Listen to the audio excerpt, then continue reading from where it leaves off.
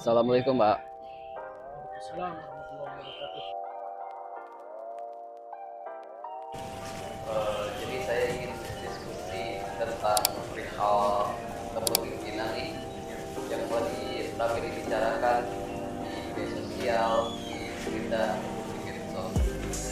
Menurut AA, pemimpin yang bagaimana sih dicintai masyarakat, tetapi memiliki dampak positif sesuai tuntunan Rasulullah Shallallahu Alaihi Wasallam. Pemimpin yang dicintai oleh masyarakat ya, dan sesuai dengan tuntunan Rasulullah SAW.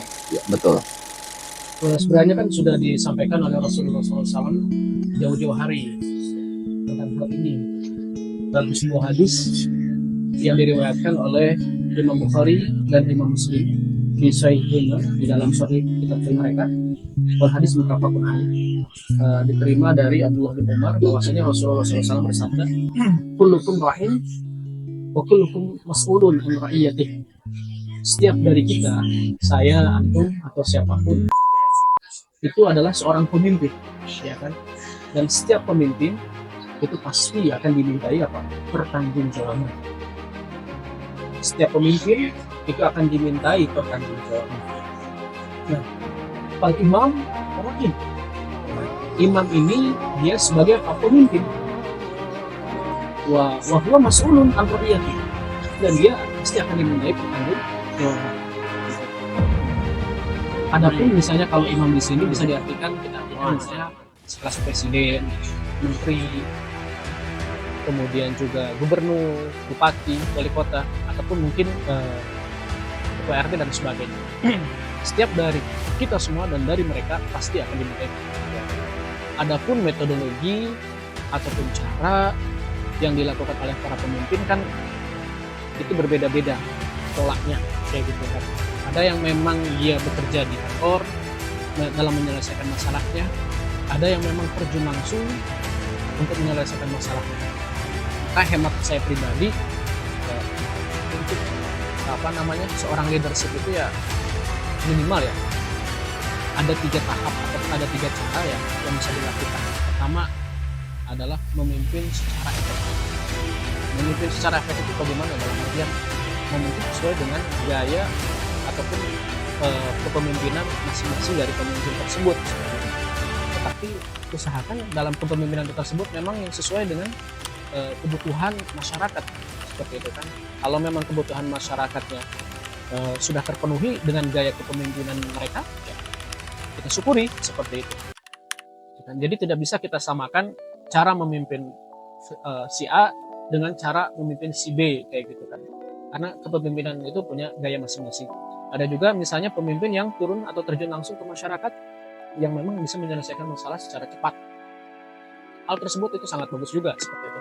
Karena kalau yang terjun langsung ke masyarakat kan secara tidak langsung bisa mengetahui kan permasalahannya, kemudian penyakitnya dan sebagainya, sehingga bisa diselesaikan sampai ke akar masalah. Itu memimpin secara efektif. Kedua, memimpin secara efisien.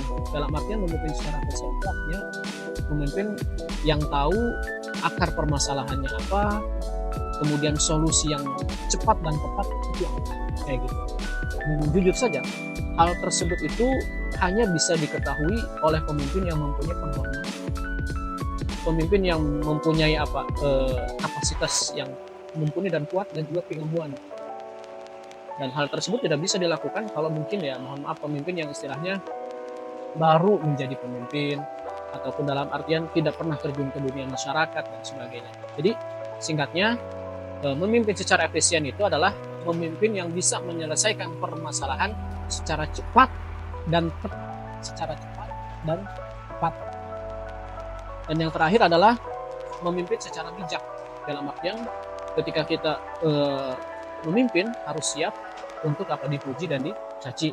Ya, ketika kita mengeluarkan sebuah kebijakan ya, yang mudah-mudahan bisa memberikan solusi untuk masyarakat, otomatis ada yang memuji, ada juga yang mencaci. Sikap kita sebagai seorang pemimpin ya harus bijak. Dalam artian ya kita syukuri, alhamdulillah. Kalau memang baik, kita bersyukur kepada Allah dan terus memperbaiki untuk lebih baik. Tapi kalau seandainya mohon maaf belum bisa sesuai dengan keinginan masyarakat, ya harus kita perbaiki. Artinya di sini kita bijaksana, kita hikmah dan sebagainya.